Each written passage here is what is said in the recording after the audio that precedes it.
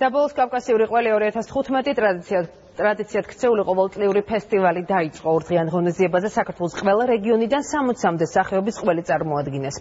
რიყის პარკში სტუმრებს შესაძლებლობა აქვთ შემოთავაზებული რძის ნაწარმი 2 დღის განმავლობაში დააგემოვნონ. ფესტივალი სოფლის მეურნეობის სამინისტროსა და საქართველოს ყველის მწარმოებელთა გილდიის ორგანიზებით ხორციელდება.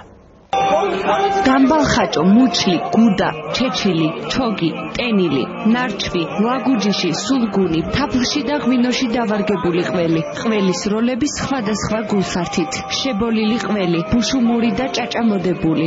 ფესტივალი კავკასიური ყველი 2015 2 დღის განმავლობაში გაიმართება. ეს არის ჩვენი ძველი ტრადიცია, რომელიც არის უძველესი მსოფლიოში, ყოველ შემთხვევაში ჩვენ ხელთ არსებული ინფორმაციით დაახლოებით იმ პერიოდით არის, როგორც ღვინო. წელს აქცენტი კავკასიური ყველის საუკეთესო სახეობებზე გაკეთდა. ფესტივალის სტუმრებს დღის განმავლობაში საქართველოს ყველა რეგიონიდან წარმოდგენილი 60-მდე სახეობის ყველის დაგემოვნების საშუალება ჰქონდათ. იმერული ყველი გვაქვს წარმოდგენილი, ტრადიციული იმერული ყველი. მე მაქვს ოჯახური ფერმა, 20 სული საქონელი მყავს და პირადად ოჯახი უძღვებით ამ მეურნეობას.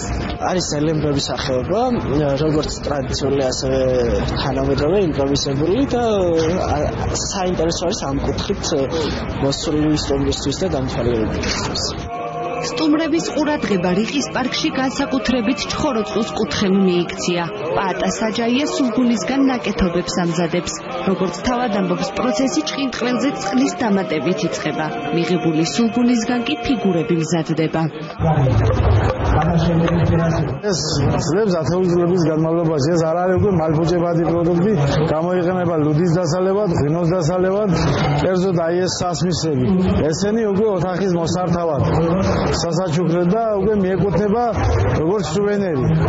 ქართულ ყველთან ერთად კავკასიური ყველის ფესტივალზე სხვადასხვა სახეობის ყველი სომხეთიდან ჩამოსულმა სტუმრებმაც გამოფინეს.